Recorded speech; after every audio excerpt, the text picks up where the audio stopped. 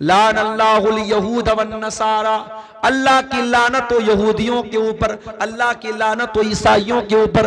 इत्तखज़ू क़ुबूर अंबियाइहिम मसाजिद, उन्होंने अपने नबियों की कब्रों को मस्जिद बना लिया, सजदा करने की जगह बना लिया। इस्लाम में कब्र के आगे सजदा करने की इजाजत नहीं है, इसीलिए जनाजे की नमाज में भी आप सजदा नहीं करते, रुकू नहीं करते। मैंने कहा ये लंबी लंबी टोपी और ये लंबी लंबी पगड़ी पहन करके आप अल्लाह के अजाब से नहीं बच सकते।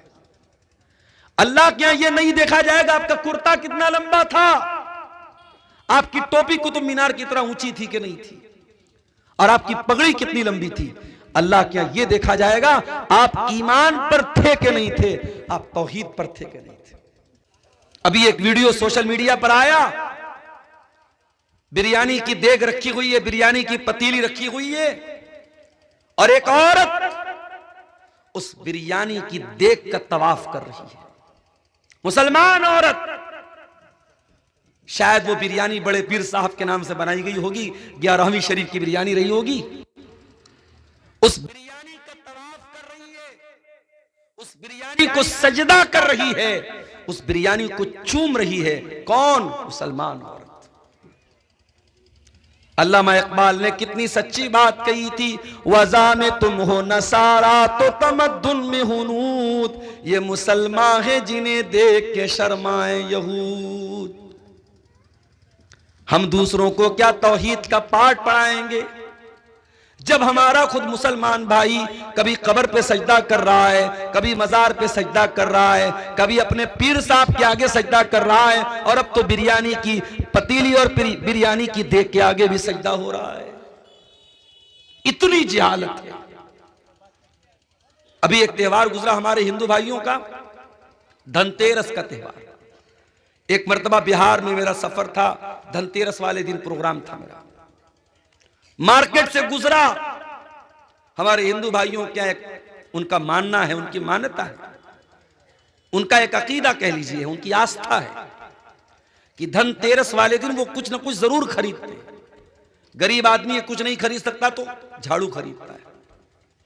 धनतेरस वाले दिन बाइक खूब बिकती है, 4 व्हीलर खूब बिकती है, मोबाइल खूब बिकता है, क्योंकि उनका यह मानना है कि आज के दिन हमारा सामान खरीदना शुभ है। इसी की धरती पर मैंने देखा, पटना से आ रहा था मैं, रास्ते में जो मार्केटें पड़ रही हैं, देखा मुसलमान औरतें, मुसलमान मर्द भी लाइन में लगे हुए हैं। तो मुझे लोगों ने बताया कि मुसलमान भी बहुत सारे गांव में और बहुत सारे इलाकों में मुसलमान भी ये मानता है धनतेरस के दिन कुछ ना कुछ जरूर खरीदना चाहिए। ये मुसलमान का हाल है। अपने दीन का, अपने ईमान का, अपने अकीदे का कोई अता पता नहीं। इस्लाम के अंदर इतनी सादगी, इतना सिंपल दीन है ये। इस्लाम के अंदर कोई फालतू त्योहार नहीं है। सिर्फ 2 त्योहार हैं, ईद उल फित्र है, ईद उल अजहा है, और इन 2 त्योहारों पर भी कोई नाच नहीं, कोई गाना नहीं, कोई म्यूजिक नहीं, कोई हराम काम नहीं, कोई जिना नहीं, कोई बदकारी नहीं, कोई फहाशी नहीं। इस्लाम वो मजहब नहीं है जो आपको इजाजत दे देता हो कि खुशी के नाम पे कुछ भी कर लो। इस्लाम के अंदर अगर आप कुर्बानी का गोश्त भी खा रहे हैं तो कुर्बानी का गोश्त खा के आपको शराब पीने की छूट मिल जाए, ये इस्लाम के अंदर नहीं है। दूसरे मज़ाहिब में हो सकता है आज के दिन खूब गोश्त खाओ, खूब दारू पी लो, इस्लाम में इसकी इजाजत नहीं है।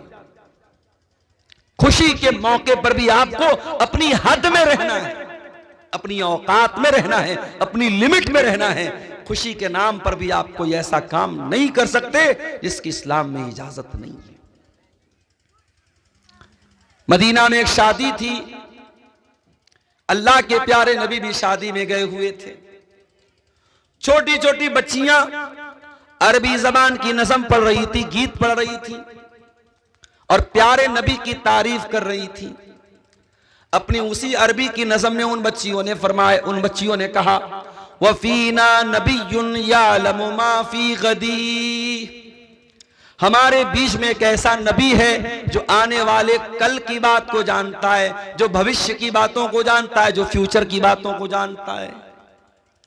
अल्लाह के प्यारे नबी के कानों में ये जुमले पड़ गए। आपने उन बच्चियों से कहा, ऐ बच्चियों, ये मत कहना, इसको दोबारा मत पढ़ना, इस लाइन को छोड़ दो, बाकी तुम पढ़ रही थी पढ़ती रहना। आपने खुशी के मौके पर भी उन बच्चियों को कोई ऐसी नात पढ़ने की, कोई ऐसी लाइन पढ़ने की परमिशन नहीं दी जो गलत हो, जो इस्लाम के अंदर जायज ना हो। इस्लाम तो वो मजहब है मेरे भाई। दुनिया के और मजाहिब में इंसान अगर मर गया, कहीं बैंड बाजा बजा करके उसकी अर्थी निकल रही है, कहीं सारे लोग कोई चीज पढ़ रहे हैं, या गम के नाम पर सब लोग रो रहे हैं, बड़ी बड़ी बातें कर रहे हैं। इस्लाम में गम के नाम पर भी आपको अपनी हद से निकलने की इजाजत नहीं दी गई। आपके जितने भी करीबी रिश्तेदार का इंतकाल हो जाए, बच्चे का इंतकाल हो जाए, मां को इजाजत नहीं, बेटे का इंतकाल हो जाए, बाप को इजाजत नहीं, बीवी का इंतकाल हो जाए, शौहर को इजाजत नहीं कि वो अपने गरिबान को चाक करे, अपना कपड़ा फाड़े, अपने गाल पे थप्पड़ मारे। अल्लाह के प्यारे नबी फरमाते हैं, लैसा मिन्ना मन लतमल खुदूदा व शक्कल जुयूबा व दाबिदावल जाहिलिया। वो इंसान हम में से नहीं है जो दौरे जाहिलियत की पुकार पुकारे, जो गम की हालत में अपने चेहरे पर, अपने रुखसार पर थप्पड़ मारे, जो अपने गरिबान को चाक करे। गम की हालत में भी इस्लाम में इसकी इजाजत नहीं है। हमारे नबी के ऊपर क्या गम नहीं है? हमारे नबी ने 3 बेटियों का जनाजा उठाया। 3 बेटियों का इंतकाल प्यारे नबी की जिंदगी में हुआ। 3 बच्चों का इंतकाल, कासिम का, अब्दुल्ला का, इब्राहिम का, 3 बच्चों का इंतकाल, 3 बेटों का इंतकाल नबी के सामने हुआ। नबी अपने बच्चों के मरने पर नबी की आंखों से आंसू भी आए, नबी रोए भी हैं, और नबी के आंसुओं का जिक्र हमें हदीस की किताबों में मिलता है। उठाइए बुखारी की रिवायत, अल्लाह के प्यारे नबी को बच्चा हुआ हजरत मारिया के पेट से। आपको भी शौक था, आपको भी अरमान था, अल्लाह मुझे बेटा दे दे। आपके 2 बेटे पहले पैदा होकर के बचपन में ही इंतकाल कर गए थे, तीसरा बेटा था। आपने बहुत खुश होकर के अपने बच्चे का नाम इब्राहिम रखा, अपने बाप इब्राहिम के नाम पर। आपने अरब के दस्तूर के मुताबिक बच्चे को देहात भेजा, ताकि देहात के माहौल में बच्चा दाई के पास दूध भी पिएगा और देहात की आबो हवा में पलेगा बढ़ेगा, उसकी सेहत भी अच्छी होगी, उसकी जुबान भी अच्छी होगी। आपने अपने बच्चे को देहात भेजा। आपका बेटा 1 साल या 1.5 साल का था। आपके पास खबर आई कि आपका बेटा बहुत बीमार है। आप अपने साहबा को लेकर के इब्राहिम को देखने के लिए पहुंचे। इब्राहिम को लाया गया। आपने इब्राहिम को अपनी गोद में लिया, अपने हाथ में लिया। बुखारी के अल्फाज है, वह इब्राहिम यजूद बिनफ्सी। इब्राहिम अपनी आखिरी सांसें ले रहे थे, इब्राहिम का दम टूट रहा है, इब्राहिम की सांसें उखड़ रही हैं, और अल्लाह के प्यारे नबी अपने बच्चे को दम तोड़ता हुआ देख रहे हैं। अल्लाह के प्यारे नबी की आंखों से आंसू बहने लगे, आप रोने लगे। साहबे किराम ने कहा, अय अल्लाह के नबी, हम ये क्या देख रहे हैं? आप रो रहे हैं, आपकी आंखों से आंसू बह रहे हैं। आपने फरमाया, हाय मेरे सहाबा, हाज़िही रहमतुन जअलहा अल्लाहु फी कुलूबि इबादी। ऐ मेरे सहाबा, ये आंसू तो एक बाप के आंसू हैं जो अपने बेटे के लिए रो रहा है। एक बाप अपने बच्चे के ऊपर आंसू बहा रहा है। ऐ मेरे सहाबा, मेरा बच्चा दुनिया से जा रहा है, अपने बेटे को मरता हुआ देख करके एक बाप की आंखों से आंसू बह रहे हैं। उसके बाद आपने क्या फरमाया, जरा गौर करना मेरे भाइयों। आपने फरमाया, इन्नल ऐना तदमा वल क़ल्ब यहज़ुन वला नक़ूलु इल्ला मा यरज़ा रब्बुना व इन्ना बिफ़िराक़िका या इब्राहीम लमहज़ूनून। ऐ मेरे बच्चे इब्राहिम, तेरे जाने से तेरे बाप की आंखों से आंसू बह रहे हैं, तेरे बाप का दिल गमगीन है।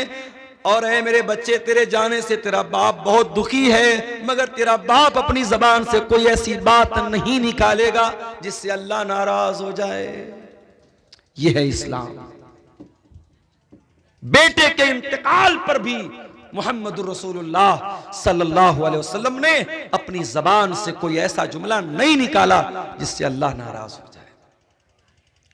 और आगे बढ़िए, बुखारी की एक दूसरी हदीस देखिए, अल्लाह के रसूल के पास खबर आई कि आपके किसी नवासे या नवासी की तबीयत बहुत ज्यादा खराब है, आखिरी टाइम है, आपकी बेटी ने बुलवाया है कि अब्बा जान को बुला के लाओ, मेरा बेटा दुनिया से जा रहा है, मेरी बेटी बहुत बीमार है, दुनिया से जा रही है, जाओ मेरे अब्बा को बुला के लाओ। गौर करो मेरे प्यारे साथियों, अल्लाह के प्यारे नबी अपनी औलाद से बहुत मोहब्बत करते थे, और जब इंसान अपनी औलाद से मोहब्बत करता है तो नेचुरल बात है औलाद की औलाद से भी बहुत मोहब्बत करता है। अगर आपको अपनी बेटी से मोहब्बत है तो बेटी के बच्चों से यानी अपने नवासों और अपने नवासियों से भी आपको मोहब्बत बहुत ज्यादा होगी, ये नेचुरल बात है। अल्लाह के प्यारे नबी को भी अपने नवासे से बहुत ज्यादा मोहब्बत थी, लेकिन जब बेटी का पैगाम आया, अब्बा को बुलाया जा रहा है, अल्लाह के प्यारे नबी ने बेटी के पास पैगाम भिजवाया, जाओ मेरी बेटी से कह देना इन्ना लिल्लाहि मा आता व लहू मा अखज़ व कुल्लु शैइन इंदहू बिअजलिन मुसम्मा। जाओ मेरी बेटी को सबक दे देना, मेरी बेटी को बता देना अल्लाह ताला के यहाँ हर चीज का टाइम मुकर्रर है, अल्लाह जो चाहे दे दे, जो चाहे ले ले, अल्लाह के फैसले के ऊपर किसी को कोई एतराज का हक हासिल नहीं है। जाओ मेरी बेटी से कह देना अगर तेरे बच्चे का इंतकाल भी हो जाए फल तस्बिरी वल तहतसिबी, तो ऐ रसूल की बेटी तू सब्र से काम ले लेना, तेरा बच्चा अल्लाह को प्यारा हो जाएगा। जो बच्चे बचपन में इंतकाल कर जाएं वो अपने माँ बाप की बख्शिश का जरिया बनते हैं, वो अपने माँ बाप के दर्जे की बुलंदी का जरिया बनते हैं। जाओ मेरी बेटी से कह देना अगर तेरे बच्चे का इंतकाल हो गया तो ये तेरी बख्शिश का जरिया बनेगा, तू सब्र से काम ले लेना और तू अल्लाह से सवाब की उम्मीद रखना। नबी की बेटी ने दोबारा किसी को भेजा कि जाओ मेरे नबी मेरे अब्बा को बुला के लाओ, मेरे बेटे की तबीयत बहुत नाजुक है, आखिरी सांसें ले रहा है। अल्लाह के प्यारे नबी अपने कुछ सहाबा को लेकर के अपनी बेटी के घर पहुंचे, सामने आपका नवासा या नवासी, किसी हदीस में नवासे का भी लफ्ज है, किसी हदीस में नवासी का भी लफ्ज है, आपका नवासा या नवासी आखिरी सांसें ले रहा है। अल्लाह के प्यारे नबी ने अपने नवासे को मरता हुआ देखा, आपकी आंखों से आंसू बहने लगे। सहाबे किराम ने कहा अरे अल्लाह के नबी हम आपको भी देख रहे हैं कि आप भी रो रहे हैं, आप भी ऐसे मौके पर रोने लगते हैं, आपको भी अपने आंसुओं पर कंट्रोल नहीं होता। आपने फरमाया इन्नमा यरहमुल्लाहु मिन इबादिहिर राहिमीन, ऐ मेरे सहाबा ये आंसू तो रहमत की निशानी है और अल्लाह ताला अपने उन्हीं बंदों पर रहम फरमाता है जिन बंदों के दिल के अंदर रहमत पाई जाती हो, रहम पाया जाता हो। बेरहम लोगों पर अल्लाह ताला रहम नहीं करता। तो गम के मौके पर भी मेरे प्यारे साथियों इस्लाम में कोई ऐसी हरकत करने की इजाजत नहीं है जो गलत हो, जो इस्लाम के खिलाफ हो। इस्लाम तो दीन है, इस्लाम इतना सिंपल दीन है। बच्चा पैदा हुआ, दुनिया के और मज़ाहिब में क्या होता है, बच्चा पैदा हुआ तो लोग क्या क्या करते हैं। इस्लाम कहता है बेटा पैदा हुआ तो 7वें दिन अकीका किया जाए, युज़बहु अन्हु यौम साबिही, बच्चे की पैदाइश के 7वें दिन अकीका किया जाए। और मसला याद रख लो, अकीका सुन्नत यही है कि 7वें दिन किया जाए। हाँ अगर बहुत मजबूरी है, बाप के पास पैसा नहीं है, जानवर लाने की ताकत नहीं है, या कोई बहुत बड़ा मसला है और 7वां दिन अगर क्रॉस हो गया तो फिर उसके बाद कभी भी कर सकते हो। फिर कोई जरूरी नहीं कि 14वें दिन किया जाए या 21वें दिन किया जाए। सुन्नत तो ये है, अफजल तो ये है कि 7वें दिन किया जाए। अगर 7वें दिन ना हो सके तो फिर कभी भी कर सकते हैं। ये मसला याद है। बच्चा पैदा हुआ, शरीयत का हुक्म है 7वें दिन अकीका किया जाए। और बाप के पास अगर ताकत है अकीका करने की और फिर भी अकीका नहीं करता है और बाद में मौलवी साहब से पूछता है मौलवी साहब वलीमा हो रहा है घर में, क्या उसमें अकीका कर सकता हूं? क्या कुर्बानी कर रहा हूं बकरीद के मौके पर, क्या कुर्बानी में अकीका का भी जानवर ला सकता हूं क्या? याद रखो अगर बच्चे की पैदाइश के 7वें दिन ताकत थी और आपने नहीं किया तो गलत किया, और इसका जवाब अल्लाह के आपको देना पड़ेगा। इसलिए कि अल्लाह के नबी फरमाते हैं, कुल्लु गुलामिन मरहूनुम बिअकीकतिही, हर बच्चा अपने अकीका की वजह से गिरवी रहता है। गिरवी का मतलब समझते हैं आप? गिरवी मिसाल के तौर पर मैंने आपको मोबाइल गिरवी के तौर पे दिया और 10,000 रुपया आपसे मैंने उधार लिया। अब ये 10,000 रुपया जो मैंने उधार लिया है, जब तक मैं अदा नहीं करूंगा मुझे मेरा मोबाइल वापस नहीं मिलेगा। गिरवी का ये मतलब होता है। अल्लाह के नबी फरमाते, कुल्लु गुलामिन मरहूनुम बिअकीकतिही, बच्चा गिरवी रहता है अपने अकीका की वजह से। जब तक उसका अकीका नहीं कर देंगे बच्चा अपने माँ बाप की बख्शिश का जरिया नहीं बनेगा। या ये कह लीजिए कि बच्चे की तरबियत का और बच्चे के बाप होने का जो हक है वो आपका हक अधूरा माना जाएगा, और अल्लाह के आपकी पकड़ होगी कि आपके पास ताकत थी, पैसा था, रुपया था, आपने बच्चे का अकीका क्यों नहीं किया। 7वें दिन अकीका किया। और क्या करना है? वो युसम्मा, और बच्चे का नाम रखना है, और नाम भी बहुत सोच समझ के रखना है, क्योंकि नाम का असर पड़ता है इंसान की जिंदगी पर। बंगाल और बिहार में और खास तौर से आपकी शेरशाबादी बिरादरी में नामों के सिलसिले में मैं कभी कभी बड़ा परेशान हो जाता हूं। बड़े उल्टे सीधे नाम मिल जाते हैं। मुसलमान लड़का है और नाम बिल्कुल गैर इस्लामी या उल्टा सीधा नाम, ना अरबी में वैसा कोई नाम है ना उर्दू में वैसा कोई नाम है। नाम रखो तो एक बार किसी आलिम से मशवरा करो। एक जगह एक औरत ने अपनी बच्ची का नाम रखा अलम तरा। किसी ने पूछा, भाई तुमने ये नाम कहां से रखा? बोली, कुरान में आया अलम तरा। अरे अल्लाह की बंदी, अलम तरा कुरान में तो आया। कुरान में तो इबलीस भी आया है, कुरान में तो फिरौन भी आया, कुरान में तो हामान भी आया। किसी लफ्ज का कुरान में आना ये इस बात की दलील नहीं है कि उसको नाम बना लिया जाए। आजकल एक नया ट्रेंड चला है इंटरनेट पर देख करके नाम रखने का। इंटरनेट पर नाम देखा अनानिया, नाम रख दिया अनानिया। अरे अल्लाह के बंदे, अनानिया का क्या मतलब होता है? तू अरबी जबान जानता नहीं, तू किसी आलिम से कांटेक्ट करता नहीं, तू इंटरनेट के फतवे पर अमल करता है। अपने बच्चे का सही नाम रखो। या तो अपने बच्चों का नाम सहाबा के नाम पे रखो, सहाबियात के नाम पे रखो, नबियों के नाम पे रखो। या अगर लड़का पैदा हुआ है तो अल्लाह ताला के 99 नामों में से किसी एक नाम को ले लो और साथ में अब्द लगा दो।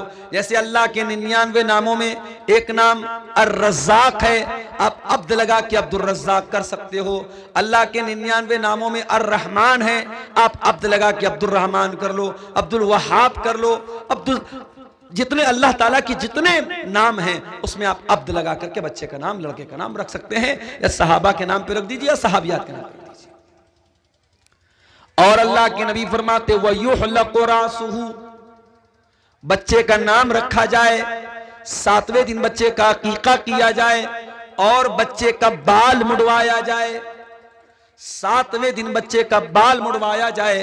और उस हदीस से यह भी पता चलता है कि बाल के वजन के बराबर चांदी अल्लाह की राह में सदका की जाए। यह है इस्लाम की तालीम।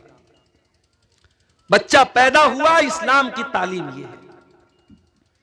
और आगे बढ़ो, बच्चा थोड़ा समझदार हुआ, इस्लाम यह कहता है कि तू बाप है, तू मां है। बच्चा तुझसे सीखता है। बच्चा स्कूल बाद में जाता है, मदरसा बाद में जाता है, पहले मां से सीखता है, पहले बाप से सीखता है। बाप अगर सिगरेट पीने वाला है, बाप गुटखा खाने वाला है, बाप शराब पीने वाला है, बाप गाली देने वाला है, बच्चे को सिखाने की जरूरत नहीं है। बच्चा तेरे कहे बगैर गाली देना शुरू कर देगा, तेरी गैर मौजूदगी में सिगरेट का कश लगाना भी शुरू कर देगा। बच्चा बुरी आदतों को अपने बाप से पहले सीखेगा। मां अगर बेहया है, मां पर्दे का ख्याल नहीं करती, मां नमाज नहीं पढ़ती, मां को जबान पर कंट्रोल नहीं है, मां शौहर की नाफरमानी करती है, मां शौहर के साथ बदतमीजी करती है, छोटी बच्ची है 4 साल की 5 साल की, अपनी मां को देख करके सब सीख रही है। अल्लाह के प्यारे नबी फरमाते हैं कुल्लु मौलूदिन यूलदु अलल फित्रा, हर बच्चा जब पैदा होता है इस्लाम पर पैदा होता है, फितरत पर पैदा होता है। फअबवाहु युहव्विदानिही व युनस्सिरानिही व युमज्जिसानिही, उसके माँ बाप उसको यहूदी बनाते हैं, उसके माँ बाप उसको ईसाई बनाते हैं, उसके माँ बाप उसको मजूसी बनाते हैं।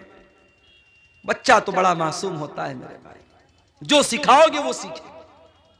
अभी मुंबई में 6 साल का बच्चा, उसने 11 महीने में कुरान हिफ्ज करके रिकॉर्ड कायम किया है। अखबार की न्यूज मेरे पास मौजूद है, आप कहेंगे तो मैं आपको कटिंग दिखा दूंगा।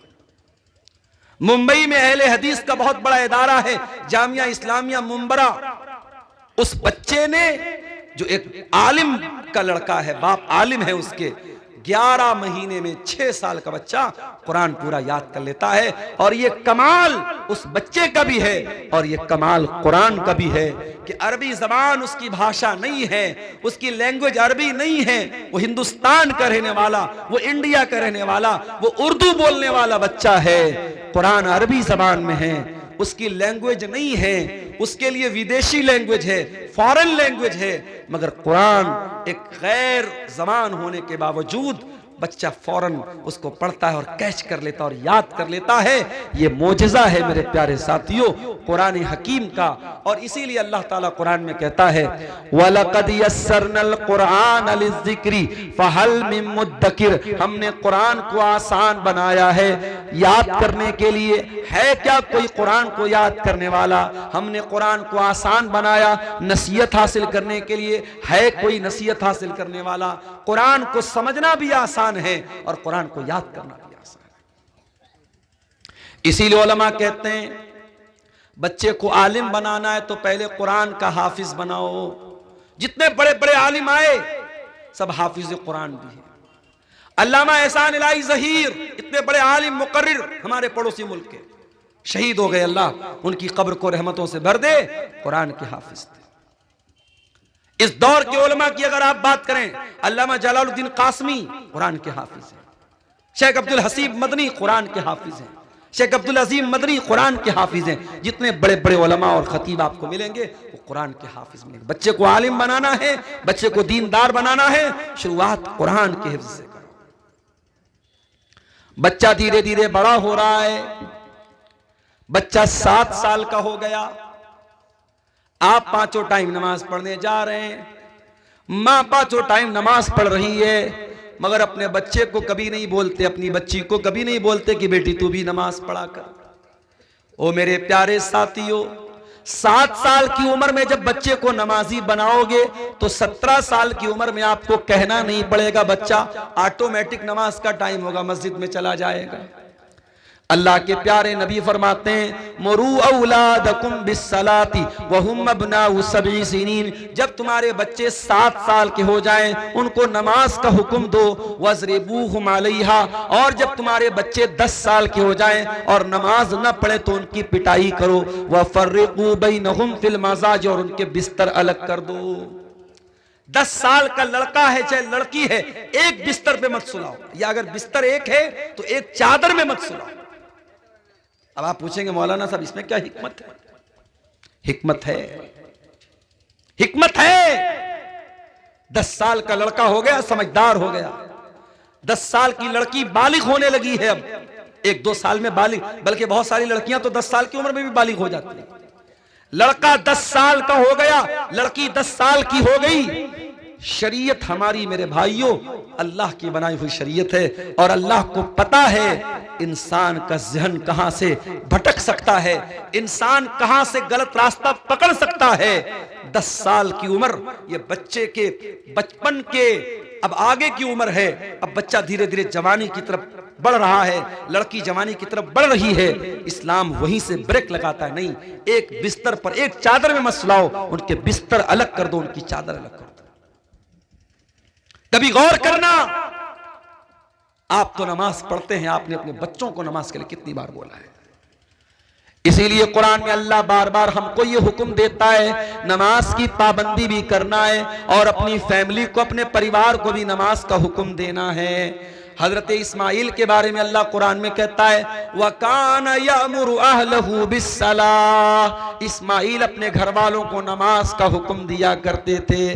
अल्लाह सूरह ताहा के अंदर फरमाता है वअमुर अहलका बिस्सलाति वस्तबिर अलैहा, खुद भी नमाज की पाबंदी करो और अपने घर वालों को, अपने बच्चों को, अपने परिवार को भी नमाज का हुक्म दो। और हदीस में अल्लाह के नबी फरमाते हैं रहीमल्लाहु रजुलन काम मिनल लैल, अल्लाह ताला रहमत नाजिल करे उस इंसान के ऊपर जो रात में उठ करके तहज्जुद पढ़ता है, क़ियामुल लैल पढ़ता है, वह आई कज़म रातहू, और अपनी बीवी को उठाता, अपनी अहलिया को उठाता है। अगर बीवी इनकार कर देती है, अपनी बीवी के चेहरे पर पानी छिड़क देता है, लेकिन बीवी को उठाता है, और अल्लाह ताला रहमत नाजिल करे उस औरत के ऊपर जो रात में उठ करके तहज्जुद पढ़ती है और अपने शौहर को भी उठाती है, और शौहर अगर इनकार कर देता है तो शौहर के चेहरे पर पानी छिड़क करके उसको उठाती है। परिवार हो तो ऐसा हो, जोड़ी हो तो ऐसी हो, फैमिली हो तो ऐसी हो कि मर्द और औरत, मियां और बीवी, पति और पत्नी एक दूसरे के दीन के सिलसिले में मददगार बने, एक दूसरे के दीन की मदद करें। अगर बाप से गलती हो रही है तो बेटा अपने बाप को होशियार करे, बेटा गलती कर रहा है तो बाप अपने बेटे को डांटे। परिवार ऐसा होना चाहिए। हजरत उमर बिन अब्दुल अजीज को देखो, कौन है ये जब खलीफा होते हैं, इनके पहले के जो लोग थे उन्होंने अवाम के साथ बहुत जुल्म किया था, बहुत मजलूमों का हक मारा था। उमर बिन अब्दुल अजीज खलीफा होते हैं, अब उनके सर के ऊपर यह जिम्मेदारी आ जाती है कि जितने लोगों के साथ अत्याचार हुआ है, जुल्म हुआ है, हक मारा गया है, उनका हक उनको दिला दें, किसी पर अन्याय न होने दें, किसी पर अत्याचार न होने दें। खलीफा का इंतकाल हुआ, हजरत उमर बिन अब्दुल अजीज के हाथों में चार्ज आया, पूरी रात गुजर गई, लिखा पढ़ी भी करनी है, फॉर्मेलिटी भी है, सारे लोगों को जिम्मेदारी भी देना है, पूरी रात हो गई, फजर की अजान हो गई। हजरत उमर बिन अब्दुल अजीज फजर की नमाज पढ़ने के बाद अपने कमरे में आते हैं और बिस्तर पर लेटने जाने लगते हैं। उनका बेटा अब्दुल मलिक आता है, 17 साल का जवान बेटा है, आकर के कहता अब्बा जान, अब्बा जान, अमीरुल मोमिनीन क्या करने जा रहे हैं? कहा बेटा आराम करने जा रहा हूं, सुस्ताने जा रहा हूं, रात भर का जगा हूं, बहुत मेहनत पड़ी है, बहुत काम पड़ा है, अब तेरा बाप आराम करने जा रहा है, सुस्ताने जा रहा है, अब ज़ोहर तक सो जाऊंगा और ज़ोहर की अजान होगी, उठूंगा, नमाज पढ़ूंगा, उसके बाद अपने काम पे लग जाऊंगा। बेटा कहता है अब्बा जान, क्या आप इस बात की गारंटी ले सकते हैं कि ज़ोहर की नमाज तक आप जिंदा रहेंगे, आपकी सांस चलती रहेगी, आपका दिल धड़कता रहेगा, क्या आप इस बात की गारंटी ले सकते हैं? कहा नहीं मेरे बेटे, ज़ोहर तक तो छोड़ दो, एक पल की गारंटी नहीं ले सकता, 1 मिनट की गारंटी कोई नहीं ले सकता। उन्होंने कहा बेटा मैं गारंटी तो नहीं ले सकता। कहा अब्बा जान, कल तक आप अब्बा जान थे, आज मेरे अब्बा जान होने के साथ साथ आप अमीरुल मोमिनीन भी हैं, आप मुसलमानों के खलीफा भी हैं, और बहुत सारे लोगों की नजरें आप पर लगी हुई हैं, बहुत सारे मजलूम हैं, मजबूर हैं, वो इंतजार में कि उमर बिन अब्दुल अजीज आएगा और मेरा हक मुझको दिलाएगा, मेरे साथ जो अन्याय हुआ है, जो नाइंसाफी हुई है, उस नाइंसाफी को खत्म करेगा। अय अब्बा जान, आप बिस्तर पे सोने जा रहे हैं, अल्लाह न करे आपको मौत आ गई और आप अल्लाह को प्यारे हो गए, आप अल्लाह को क्या जवाब देंगे? अल्लाह पूछेगा अय उमर बिन अब्दुल अजीज, तेरे दौर में, तेरे खलीफा बनने के बाद कितने लोग तेरा इंतजार कर रहे थे और तू आराम से बिस्तर पे सो रहा था, अब्बा जान आप क्या जवाब देंगे? हजरत उमर बिन अब्दुल अजीज की आंखों में आंसू आ गए।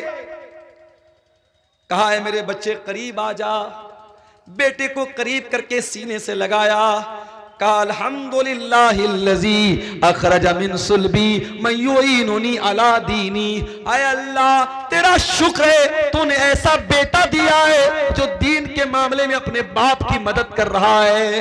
ऐ मेरे बच्चे, मैं आराम नहीं करूंगा, मैं बिस्तर छोड़ के जा रहा हूं और जा करके पहले उन मजलूमों को उनका हक दिलाता हूं, जिनके साथ अन्याय हुआ है, अत्याचार हुआ है, नाइंसाफी हुई है, मैं उनको जा करके पहले इंसाफ दिलाता हूं। ये होता है परिवार, ये होती है एक मुसलमान फैमिली। आज माफ कीजिएगा मेरे भाइयों, हम और आप दीनदार तो हैं, मगर फैमिली को दीनदार कैसे बनाएं इसकी चिंता हम और आप नहीं करते। बच्चा 10 साल का हो गया, इस्लाम कहता है बिस्तर अलग कर दो, लड़का हो चाहे लड़की बिस्तर अलग कर दो, नमाज न पढ़े तो पिटाई करो। लड़की बालिग हो गई, अब रोजा उसके ऊपर फर्ज हो गया, अब रमजान का महीना आए तो माँ को ये नहीं लगना चाहिए अभी तो मेरी बेटी 12 साल की है, अभी तो गर्मी का रोजा है, बहुत परेशानी होगी। लड़की बालिग हो गई, लड़का बालिग हो गया, अब नमाज फर्ज है उसके ऊपर, अब रोजा फर्ज है उसके ऊपर, अब उसके ऊपर ये कह करके उम्र बहुत कम है, तरस खाने की जरूरत नहीं है। ठीक है, गर्मी ज्यादा लग रही है, उसको आप कोई इंतजाम कीजिए, लेकिन आप अपने बच्चों और बच्चियों को जब बालिग हो जाएं उनको रोजा नमाज की पाबंदी करवाइए। और लड़की जब बालिग हो जाए, जब घर से वो निकले तो पाबंदी इस बात की कीजिए कि लड़की पर्दे में निकले, लड़की नकाब में निकले, लड़की बेपर्दा होकर के ना निकले। और आगे बढ़िए, लड़का जवान हो गया, लड़की जवान हो गई, शादी के काबिल हो गए, अब क्या करना है? आपकी लड़की के लिए कोई रिश्ता आया, लड़का अच्छा है, दीनदार है, नेक है, मगर ज्यादा पैसा कमाने वाला नहीं है। आपको क्या लगता है अगर मैं करोड़पति हूं तो मेरा दामाद भी करोड़पति होना चाहिए? अगर मेरे पास इतनी जमीनों जायदाद है, मेरी बेटी भी जमीनों जायदाद वाले घर में जानी चाहिए, चाहे उस घर में दीन नाम की कोई चीज ना हो, इस्लाम नाम की कोई चीज ना हो, कुरान नाम की कोई चीज ना हो, मगर मेरी बेटी महल में जानी चाहिए, मेरी बेटी गरीब घर में नहीं जानी चाहिए। कान खोल करके सुन लो मेरे प्यारे साथियों, अगर ये सोच आपकी है तो सोच बदल लो। अल्लाह के प्यारे नबी फरमाते हैं, इज़ा खतब इलैकुम मिम्मन तरदौन दीनहु व खुल्क़हु, जब तुम्हारी लड़की के लिए ऐसा रिश्ता आए, लड़का दीनदार है, लड़का बाखलाक है, फज़व्विजूहु, तो अपनी लड़कियों की शादी ऐसे लड़कों से कर दिया करो। इल्ला तफ़अलू, अगर तुम ऐसा नहीं करोगे, तकुन फितनतुन फिल अर्ज़ि, तो जमीन में फसाद फैल जाएगा, फितना फैल जाएगा, बिगाड़ फैल जाएगा। आपके बिहार में तो फिर भी गनीमत है। मेरा एक प्रोग्राम हुआ था महाराष्ट्र में, एक जगह पड़ती है आकोट, महाराष्ट्र में एक जगह है आकोट, वहां लड़के लड़कियां 30-30 साल के, 35-35 साल के हो गए, शादी नहीं हो रही। क्यों साहब? गवर्नमेंट जॉब होनी चाहिए, सरकारी नौकरी होनी चाहिए। अब सरकारी नौकरी को इतनी आसान तो नहीं है भाई, इतनी आसानी से तो सरकारी नौकरी नहीं मिलने वाली। अब लड़के को सरकारी नौकरी नहीं मिल रही है तो शादी नहीं हो रही। कान खोल करके सुन लो, औलाद के साथ ये जुल्म बंद करो, या न्याय बंद करो। औलाद जब शादी के काबिल हो जाए, चाहे लड़का हो चाहे लड़की, उसकी शादी करो, और जमीन जायदाद सब यही रह जाएगा। अगर आपने अपने लड़की के लिए दीनदार दामाद नहीं देखा, पैसा देखा, जमीन देखी, जायदाद देखी, कल आपको पछताना पड़ेगा। आपको जमीन तो मिल जाएगी, जायदाद तो मिल जाएगी, मगर आपकी बेटी जब रातों को रोएगी और कहेगी, अल्लाह मेरे माँ बाप ने मुझे फंसा दिया, इस जालिम के साथ मेरा निकाह करके, उस वक्त आप अल्लाह को क्या जवाब देंगे? ये सोचें। दीन को तरजीह दो मेरे भाइयों, और शादी में जल्दी करो, शादी में ताखिर मत करो। अगर आप लड़के की शादी कर रहे हैं, बहू लाना चाहते हैं, कैसी बहू लाएंगे? अल्लाह के प्यारे नबी फरमाते हैं, तुनकहुल मरातु लिअरबईन, औरत की शादी होती है तो 4 चीजें औरत के अंदर देखी जाती हैं, लिमालिहा वले हसबिहा वले जमालिहा वले दीनिहा, औरत का पैसा देखा जाता है, औरत की खूबसूरती देखी जाती है, औरत का खानदान देखा जाता है और औरत की दीनदारी देखी जाती है। आपने फरमाया फज़फर बिज़ाति दीन, तुम दीनदार औरत को अपने घर में लेके आ जाओ, कामयाब हो जाओगे। तुम्हारे घर में दीनदार बहू आएगी, रोजा नमाज करने वाली बहू आएगी, पर्दा करने वाली बहू आएगी, दीन सीखने वाली सिखाने वाली बहू आएगी, आपके पूरे घर को दीनदार बना देगी। और आपने खूबसूरती देखी, रुपया पैसा देखा, खानदान देखा और दीनदारी को नहीं देखा, तरीबती यदा का, तो आपके हाथ खाक में मिल जाएंगे, आप बर्बाद हो जाएंगे, मिट्टी में मिल जाएंगे। कामयाब होना है तो दीनदार औरत को मेरे भाइयों बहू बना करके। और आगे बढ़िए, लड़के लड़की की शादी हो गई, पति पत्नी के बंधन में बंध गए। अब इस्लाम क्या कहता है? मियां बीवी का रिश्ता प्राइवेट रिश्ता है और प्राइवेट को प्राइवेसी में रखा जाए। मियां बीवी अपनी सीक्रेट बात किसी को ना बताएं, यह भी बड़ा चलता है। बाज लड़के शादी के अगले दिन उनके दोस्त लोग पूछते बताओ क्या क्या हुआ, लड़कियों से उनकी सहेलियां पूछती हैं और फिर वो सारी बातें बड़े मजे ले लेके बयान करती है। हराम है ये चीज मेरे भाई, अल्लाह के नबी ने सख्ती से मना किया है। मियां बीवी का रिश्ता बहुत ही प्राइवेट रिश्ता है, इस रिश्ते की बातें बेडरूम के बाहर नहीं जानी चाहिए। इसीलिए अल्लाह ताला कुरान में कहता है हुन्ना लिबासुल लकुम व अंतुम लिबासुल लहुन्ना, तुम अपनी बीवियों के लिए लिबास हो, तुम्हारी बीवियां तुम्हारे लिए लिबास हैं। लिबास जो होता है ना, एक तो लिबास ऊपर से इंसान पहनता है और एक लिबास वो होता है जो इंसान की बॉडी के साथ अटैच होता है। इंसान बनियाइन पहने हुए है, अब बनियाइन एक प्राइवेट चीज है, तो अल्लाह ताला ने कहा कि मियां बीवी एक दूसरे के लिए लिबास है। अब लिबास में प्राइवेसी भी आ गई और लिबास में खूबसूरती भी आ गई, यानी शौहर की जिंदगी में बीवी खूबसूरती बन के आती है, बीवी की जिंदगी में शौहर खूबसूरती बन के आता है और दोनों एक दूसरे के लिए प्राइवेसी होते हैं, एक दूसरे का राज बन जाते हैं, एक दूसरे के राज की हिफाजत करते हैं। और आगे बढ़िए, शादी हो गई, जिंदगी की गाड़ी आगे बढ़ रही है। अब ऐसा तो नहीं है कि शौहर की हर बात बीवी को अच्छी लगेगी, बीवी की हर बात शौहर को अच्छी लगेगी। कभी तो झगड़ा होगा, कभी तो मसला होगा।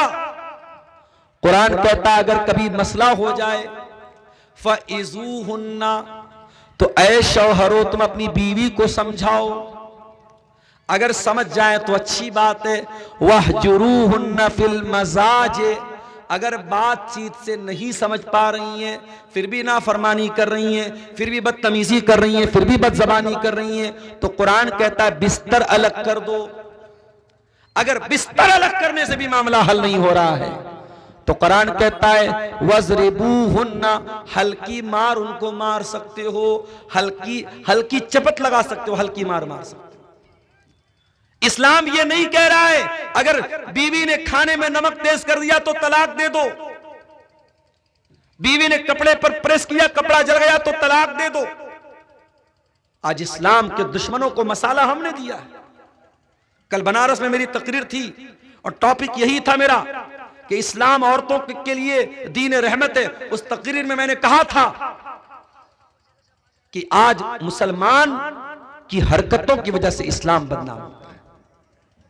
जाओ कुरान की कोई एक आयत लाके दिखा दो, नबी की कोई एक हदीस लाके दिखा दो जिससे यह साबित होता हो कि तलाक तलाक तलाक कह देने से तलाक हो जाता है।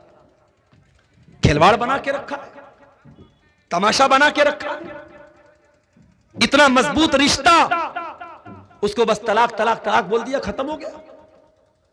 शौहर शराब पी करके आया, खाना खाने लगा, नमक तेज है, मसाला तेज है, जा मैं तुझको तलाक देता हूं, तलाक तलाक तलाक हो गई। तलाक कोई खिलवाड़ नहीं है मेरे भाई। तलाक का पूरा एक तरीका है, पूरा एक प्रोसेस है। और तलाक के पहले इस्लाम ये कहता है पहले समझा लो, पहले बिस्तर अलग कर दो, अगर जरूरत पड़े तो हल्की मार भी मार लो। अगर इन सबसे भी मसला हल ना बने, मसला हल ना हो, तो कुरान कहता है फबासु हकमम मिन अहलिही व हकमम मिन अहलिहा, लड़के के घर वालों से किसी एक को पंच बना लो, लड़की के घर वालों में से किसी एक को पंच बना लो और दोनों पंच मिलकर के गौर करें और रिश्ते को बचाने की कोशिश करें। जब ये सारे प्रयास, ये सारी कोशिशें जब विफल हो जाएं, नाकाम हो जाएं, तब इस्लाम कहता है अब तुम तलाक दे सकते हो, और तलाक एक बार में नहीं देना है। अत्तलाक़ु मर्रतान, एक बार नहीं 2 बार तुम तलाक दे सकते हो। 2 बार तुम तलाक दे सकते हो। 2 बार तलाक देने के बाद दोबारा बीवी को बीवी बना करके रखने का तुम्हें परमिशन है, इजाजत है। लेकिन दूसरी तलाक के बाद जब तीसरी तलाक का नंबर आएगा, उसके बाद अब रुजू करने की, अब दोबारा उसको बीवी की हैसियत से अपने घर में रखने की परमिशन नहीं है, इजाजत नहीं है। फरमाया अत्तलाक़ मर्रतान, 2 मर्तबा तो तलाक दे करके तुम बीवी को रख सकते हो। उसके बाद क्या होगा? फ़इम्साकुम बिमारूफिन औ तसरीहुम बिइहसान। अब तीसरी मर्तबा या तो बीवी को रखना है या छोड़ देना है। तीसरी मर्तबा फिर आपको दोबारा चांस नहीं मिलेगा। इस्लाम यह भी कहता है अगर कोई शौहर बीवी का हक अदा नहीं कर पा रहा है किसी भी तरीके से, अगर शौहर जिस्मानी एतबार से बीवी का हक अदा नहीं कर पा रहा है, या शौहर के पास इतना माल नहीं है कि बीवी का हक अदा कर सके, तो अब ऐसी हालत में शौहर तलाक भी नहीं दे रहा है और बीवी का हक भी अदा नहीं कर रहा है। बीवी क्या करे? इस्लाम में उसका भी ऑप्शन मौजूद है। अगर शौहर बीवी का हक अदा नहीं कर रहा है, या बीवी शौहर से खुश नहीं है, बीवी शौहर के साथ रहना नहीं चाहती है, इस्लाम कहता है बीवी खुला ले सकती है। एक सहाबी की बीवी अल्लाह के नबी के पास आई, हजरत साबित बिन कैस की बीवी। कहा अल्लाह के नबी, मैं साबित के बारे में कोई गलत बात नहीं बोलना चाहती, बस मैं इतना कहना चाहूंगी, मैं शौहर की शिकवा शिकायत नहीं करना चाहती हूं, मैं उनके साथ रहना ही नहीं चाहती हूं। बीवी आकर के कह रही कि अल्लाह के रसूल, मैं अपने शौहर के साथ रहना नहीं चाहती हूं। अल्लाह के नबी ने फरमाया कि तुमने मेहर में जो बाग लिया था वो बाग तुमको वापस करना पड़ेगा, रिटर्न करना पड़ेगा। उन्होंने कहा ठीक है मैं रिटर्न करती हूं। अल्लाह के नबी ने बाग शौहर को रिटर्न करवाया और उसके बाद खुला हो गया, निकाह को खत्म करा दिया। एक हैज की इद्दत गुजारने के बाद बीवी कहीं और निकाह कर सकती है। इस्लाम में इसका भी ऑप्शन मौजूद है। इस्लाम में हर प्रॉब्लम का सॉल्यूशन मौजूद है मेरे भाई। जानते हो, अगर शौहर अपनी बीवी को गलत काम करता हुआ देख ले और उसके पास 4 गवाह नहीं है, इस्लाम में अगर कोई जिना कर रहा है और कोई ये ब्लेम कर रहा है कि वो आदमी जिना कर रहा है, तो इस्लामी कानून क्या कहता है कि 4 गवाह होने चाहिए। 4 गवाह हो या कोई क्लियर प्रूफ हो कि हां ये जिना हुआ है, क्योंकि जिना बहुत बड़ा गुनाह है। किसी के कह देने से कि फला ने जिना कर लिया जिना साबित नहीं होता। जिना अगर किसी के ऊपर जिना का इल्जाम लगाया जा रहा है, इस्लाम कहता है 4 गवाह होने चाहिए। अब मान लो बीवी को शौहर ने देख लिया कि बीवी गलत काम कर रही है। अब जाहिर है शौहर 4 गवाह तो नहीं ला सकता हमेशा, जरूरी नहीं कि उस चीज को देखने के लिए 4 गवाह मौजूद हो। 4 गवाह नहीं है। अब एक इज्जतदार आदमी ये मंजर देखने के बाद अपनी बीवी के साथ रहना भी नहीं चाहता। अदालत में जाकर के अगर ये बोलता है कि मैंने अपनी बीवी को ज़िना करते हुए देखा है, इस्लामी अदालत पूछेगी तेरे पास 4 गवाह हैं? ये बोलेगा 4 गवाह नहीं है। इस्लामी अदालत का कानून क्या है? अगर किसी औरत पर आपने ज़िना का इल्जाम लगाया और आपके पास प्रूफ नहीं है, आपके पास 4 गवाह नहीं है, तो इल्जाम लगाने वाले को 80 कोड़े मारे जाएंगे। अब शौहर ने अपनी बीवी को देखा ये काम करते हुए, 4 गवाह नहीं है, अब करे तो क्या करे? इल्जाम लगाता है तो 4 गवाह लाने पड़ेंगे, 4 गवाह है नहीं, अगर अदालत में जाता 80 कोड़े खुद खाना पड़ेगा। अब इसका भी कोई हल है कि नहीं है? इसका हल इस्लाम में लिआन है। लिआन किसको बोलते हैं? शौहर अदालत में आएगा और कहेगा जज साहब मैंने बीवी को ज़िना करते हुए देखा है और अब मैं इसके साथ नहीं रहना चाहता हूं। इस्लाम कहता है कि ऐसी सूरत में शौहर 4 बार अल्लाह की कसम खा करके कहेगा, 4 बार अल्लाह की कसम खा करके कहेगा कि मैं सच्चा हूं और मैंने देखा है कि इस औरत ने गलत काम किया है। और 5वीं बार कसम खा करके कहेगा अगर मैं झूठ बोल रहा हूं तो मेरे ऊपर अल्लाह की लानत हो। यह मर्द बोलेगा। अब औरत से पूछा जाएगा तू क्या बोलती है? अगर औरत कहेगी कि हां मैंने ज़िना किया है, इस्लामी अदालत का कानून यह कहता है अगर औरत इकरार कर लेगी कि मैंने ज़िना किया है और इस्लामी मुल्क है, इस्लामी अदालत है, इस्लामी सजा मिलती है, तो चूंकि वो औरत शादीशुदा है उसको पत्थरों से मार मार के खत्म कर दिया जाएगा। लेकिन औरत अगर कहती है नहीं ये झूठ बोल रहा है, मैंने ऐसा कोई काम नहीं किया, तो अब अदालत में औरत को भी कसम खानी पड़ेगी और 4 बार औरत कसम खा करके कहेगी कि ये झूठ बोल रहा है, मैं सच बोल रही हूं। और 5वीं बार अल्लाह की कसम खा करके कहेगी अगर ये सच बोल रहा है और मैं झूठ बोल रही हूं तो मेरे ऊपर अल्लाह की लानत हो। मर्द अलग कसम खाएगा, औरत अलग कसम खाएगी और उसके बाद दोनों के रिश्ते को डिसमिस कर दिया जाएगा, खत्म कर दिया जाएगा। इस प्रोसेस को शरीयत में लिआन बोलते हैं। शरीयत में इसका भी हल रखा गया। मेरे प्यारे साथियों, इतना प्यारा दीन अल्लाह ताला ने हमें और आपको दिया है। जिंदगी के किसी भी मोड़ पर इस्लाम ने हमें अधूरा नहीं रखा है, इस्लाम ने हमें अंधेरे में नहीं रखा है। इस्लाम के अंदर हर मुश्किल का हल मौजूद है। और आगे बढ़िए, इंतकाल हो गया किसी का, मर गया इंसान, मरने वाला जमीन छोड़ के गया, जायदाद छोड़ के गया, पैसा छोड़ के गया। अब सवाल पैदा हुआ कि उसके पैसे का क्या किया जाए, उसकी प्रॉपर्टी का क्या किया जाए, उसकी जमीन का क्या किया जाए, उसकी जायदाद का क्या किया जाए।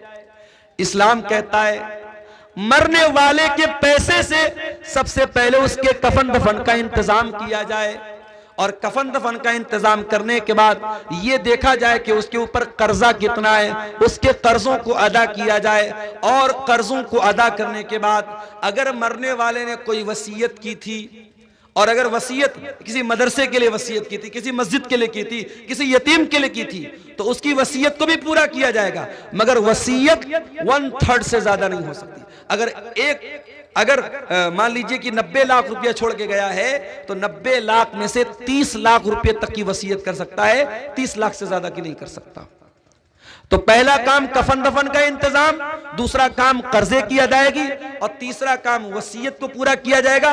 और चौथे नंबर पर उसके जो वारिस होंगे, उसका बाप होगा, उसकी मां होगी, उसकी औलाद होगी, उसकी बीवी होगी, जो भी उसके वारिस होंगे, शरीयत में सबका हिस्सा बताया गया। बीवी का इतना हिस्सा, औलाद का इतना हिस्सा, मां का इतना हिस्सा, बाप का इतना हिस्सा, उनका हक उनको दिया जाएगा।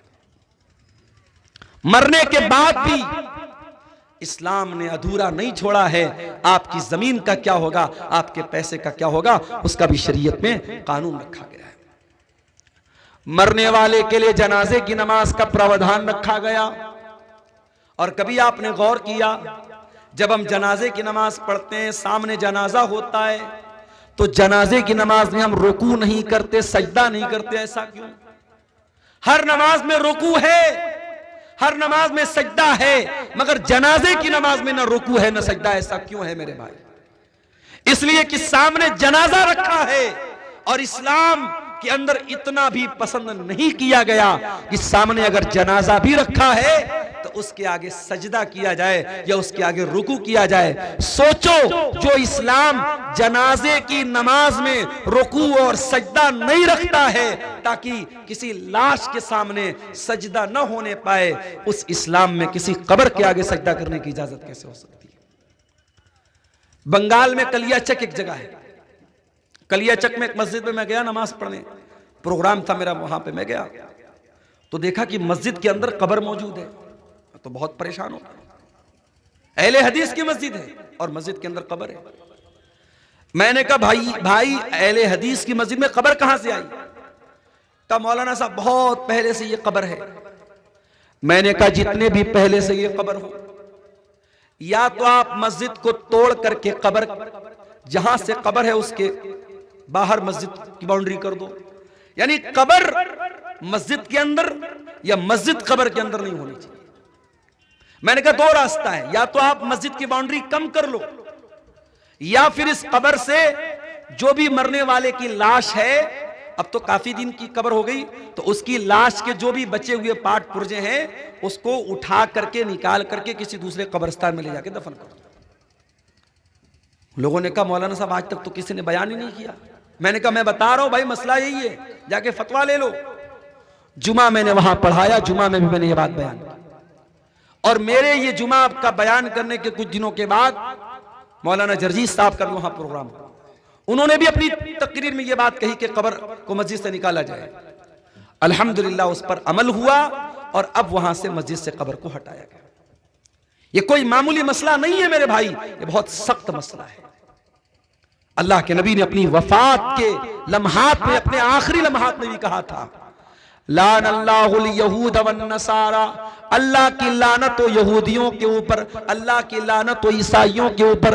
इत्तखज़ू क़ुबूर अंबियाइहिम मसाजिद, उन्होंने अपने नबियों की कब्रों को मस्जिद बना लिया, सजदा करने की जगह बना लिया। इस्लाम में कब्र के आगे सजदा करने की इजाजत नहीं है, इसीलिए जनाजे की नमाज में भी आप सजदा नहीं करते, रुकू नहीं करते। अच्छा, जनाजे की दुआ कितने लोगों को याद है? जरा हाथ उठा के बताओ तो, कितने लोगों को याद है? ईमानदारी से बताना, झूठ मूठ हाथ मत उठाना।